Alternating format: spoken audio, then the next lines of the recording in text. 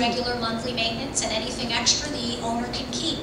Well, it could take the owner a year or two for the lender to foreclose, and in the meantime, they've got a win-win situation with you.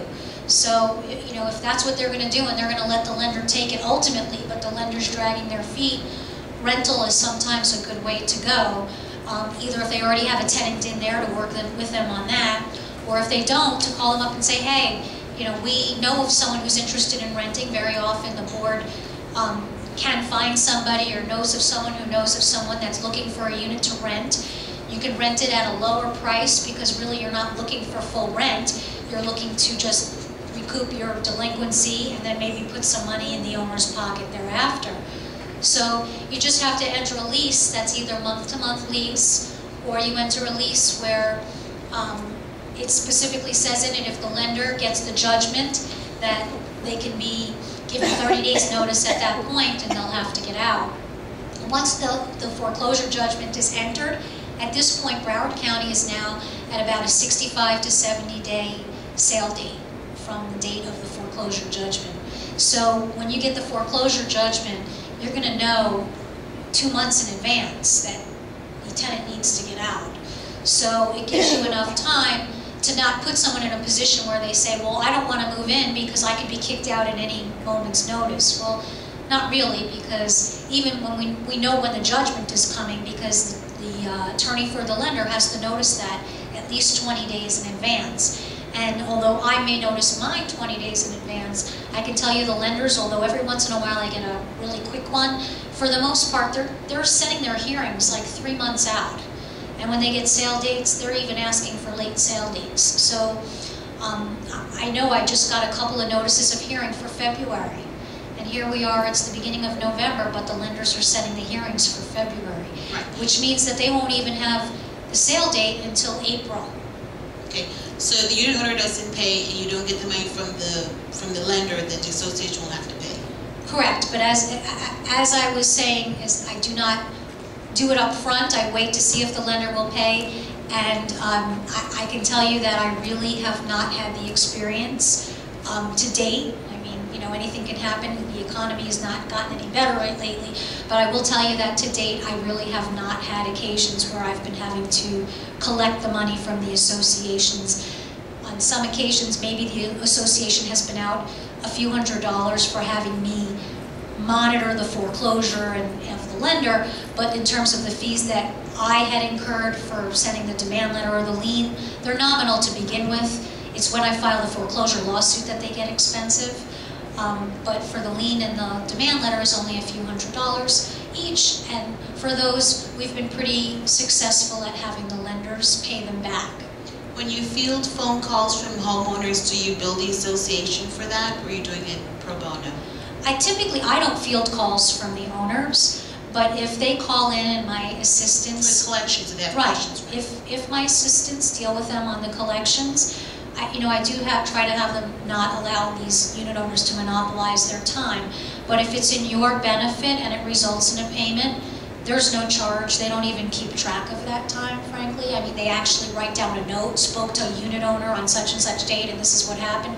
But there's no billing even kept track of, not even with a no charge. Typically, my collections assistants, they don't even use my billing software. So I don't think they'd even know how to bill for it. So I have not been billing for that. But, you know, obviously if a unit owner is going to be making records requests beyond just trying to talk to them about whether they made a payment or not, but actually asking for minutes or asking for assessment notices, I typically ask the association if they want to deal with that directly, but if they don't and they want us to deal with that, then yes, that I would charge for, even if my assistants are fielding that.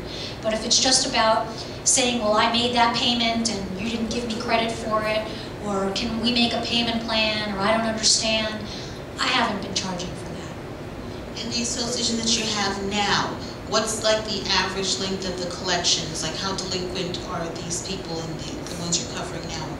It varies from one to the next. Depends on which association, you know, because it's up to them when they get them. What's your most serious delinquent? So, I mean, I have some that have been over a year. You have some that are in bankruptcy. Those could go on for years. And Typically, the judges do not want to give stay relief to the associations, so there's no sense in even asking. So the worst ones I have, the worst offenders, usually involved a bankruptcy in there at some point. What'll happen is they file the bankruptcy when the lender's about to foreclose. So it wasn't filed for you, it was filed for the lender, but unfortunately affects you as well. So some of those have actually gone on for 2 years. But in terms of, the others, I move as quickly as the associations want me to. So if the association wants to hurry through a foreclosure and there's no bankruptcy, then that's what we do. If the association says, well, the lender's foreclosing and we want to see if maybe they'll finish theirs first, then that's what we do.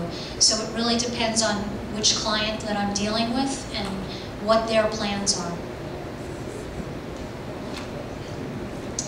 This is really specific with some unit in mind here. If we've taken title to a unit and the owner is still in the unit, and now we have the right to rent that unit, okay? Correct? Absolutely. Okay. If the owner is still in that unit, would it not be easier for us to go and approach that person and say, look, we are now in a position where we could ask you to leave, but if you now will pay your maintenance and assessments and something on the back on what you owe us every month, we won't proceed with that. Because at this point, we don't care if they pay their mortgage or not, because that's not going to give us our money. So can we do that? Absolutely. Rather than going through the process of renting? Absolutely, because it's up to you who you rent to.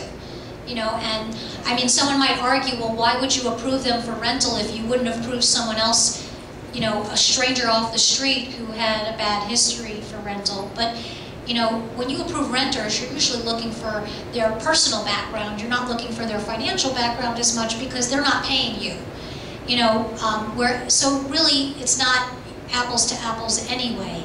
You already approved them at one point to live there, so hopefully their background is acceptable. And yes, if you can get them to stay, but it's not always successful. I had one that just happened over the weekend that on Friday evening, the manager calls me and said she went over there. I thought they had worked out a deal because they had to send a lease over. They said, we're going to lease it back to the owners that we just took title from. And they asked us to send over a lease. We prepared one, sent it over. I thought they had it done. Apparently they wanted to approach them, but with the lease in hand. And when they went to the door, they wouldn't answer the door. They left notice on their door, you need to come to the office tomorrow or we're going to get the sheriff out here. They came to the office, but they were not interested in the rental. Now, I don't know if it was because that association was being a little hard-nosed and they wanted more than just a payment. They wanted some security. And they said, well, we don't want to pay you, first, last, and security. Even though it was a reduced amount, they didn't want to do that. They said, forget it, we're leaving. Could they have worked something out with them if they asked for less? Maybe. I don't know. But the owners might say, well, we want to get out because eventually we're going to have to get out anyway, let's just go now. But if you could get that to work, I do recommend it. And as I said, I was just working on one last week, and unfortunately it didn't work out. The benefit of that is that, then you don't have to worry about, do you need to clean the place up? You don't have to worry about finding a tenant. You have already a tenant there. And frankly, you're not looking to rent it to make money. You're not looking to say, well, what is the going rent around here? You're looking to recoup your loss. You're looking to recoup whatever your delinquency is and to keep it going. So, but even if you're owed $3 grand, if you can get 6 months out of it, you don't need to have full rental. So it sometimes will behoove you to do that, and then in those cases, we don't push the lender. In the cases where the owner is living there, my office will actually push the lender to move forward, and we have several tactics that we've been using to try to go into court and seek them to move quicker if they're just dragging their feet. Our docs say no renters. Well, that can be an issue if you don't allow rentals in your community. You can change your rules. I have some clients that have changed their rules, and it depends on whether it's in your deck or in your rules as to what can be changed by the board and what requires owner approval. But I can tell you that for the most part, owners will have, even if you do need owner approval, they will have, it'll be probably the first time you'll get some good response on a vote, because if it means collecting money from the people who should be paying it as opposed to them having to pay extra, they'll be more than happy to approve it. I've had some clients